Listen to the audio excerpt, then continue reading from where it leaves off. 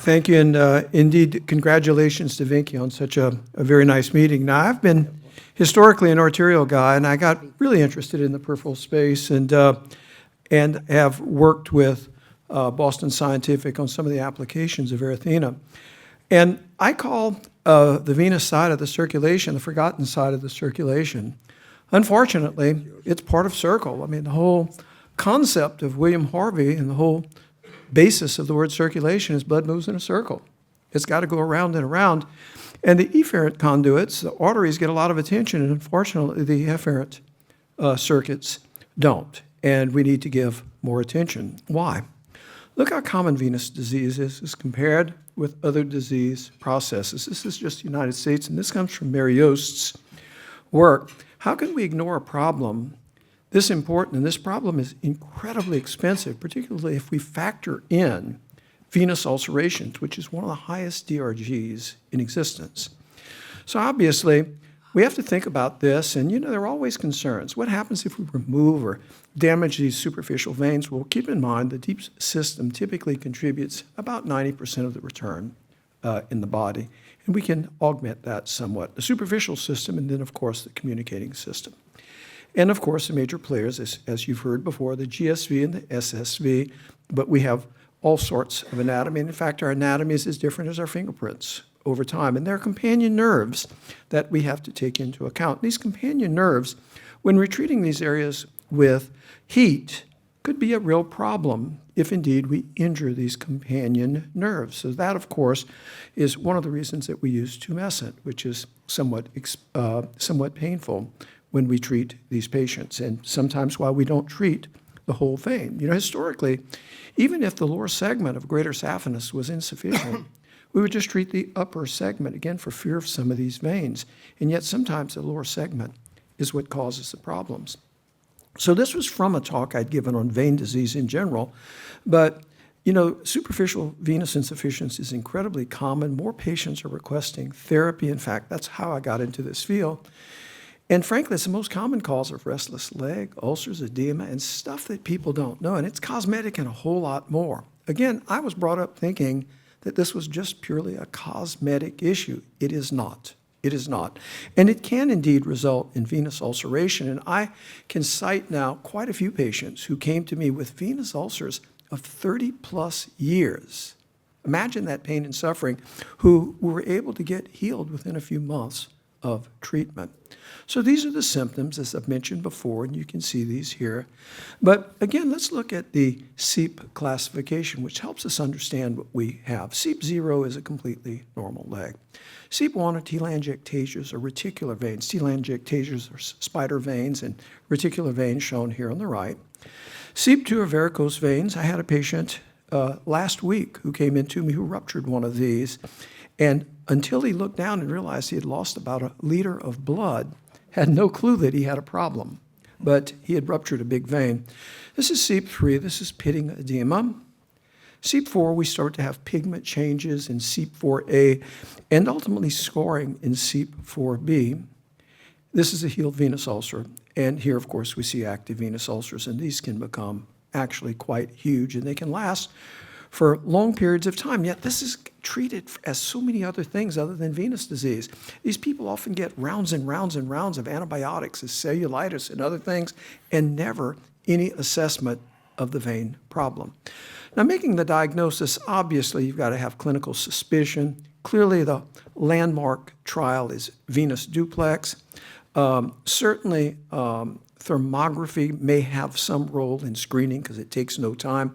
And a good venous study needs to be performed upright and can take a fair amount of time.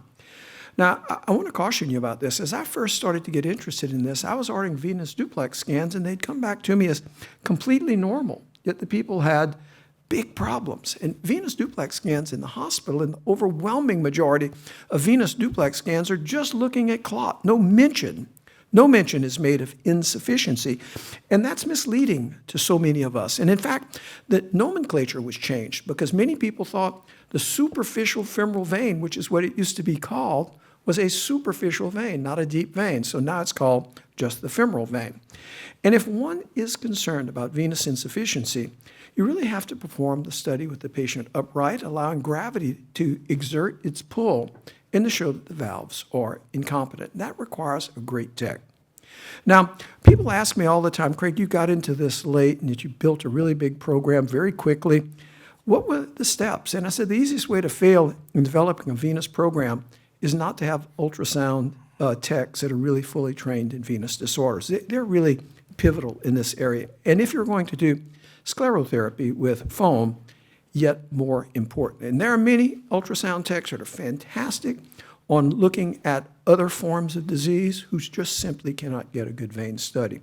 Now, this is the problem. Blood may be coming up normally in our deep system, and these incompetent veins in the superficial system allow much of that blood to simply run right back down to the legs. That pressurizes the legs, and it stops the removal of many of the toxins that build up after the metabolism occurs. And this is showing reflux in the patient who is upright. And you can see what these look like. So there are a lot of reasons, cosmetic being one, but really I do this for venous ulcers and symptom control. That is where we start. And I always start with conservative therapy. I use compression hose, weight loss, walking programs. I urge people to do aquatic exercises if possible because that seems to help.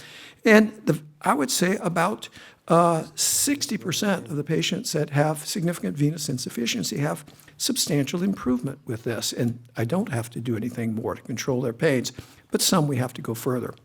Now, I looked at this and said, how can I do this and please patients? Because I think that's the key to what we do in medicine. So first, I want to make the diagnosis and realize it's a real disorder with the patient. Say, look, you're not crazy. You have these real symptoms. Secondly, if I'm going to treat it, I want to cause as little pain as possible. I want to ensure that the patient receives maximum potential therapeutic benefit. If I see the whole vein is insufficient or severely insufficient, I try to treat the whole vein instead of just the upper segment. I try to set realistic expectations and that patients understand that insufficient superficial veins typically make horrible arterial conduits. Now, I like non-thermal therapies. To be fair, I used every one that you've seen on that, and much as Ali said, I probably choose patients in a similar manner as to where I treat. But what do I like about foam sclerotherapy, and what I've used predominantly is Verothena? I can treat the entire vein. It not only treats the truncal vein, but it gets into the varicosities, and it usually closes those. I think that gives better symptomatic relief. Lowell Kabnick just recently did a study looking at this, thinking that perhaps this was causing a lot more clot than thermal therapies. It did not when they looked at it the next week, and it was shown that this actually gave better symptomatic relief. This uses polydocanol predominantly with CO2, but certainly nitrogen-poor air.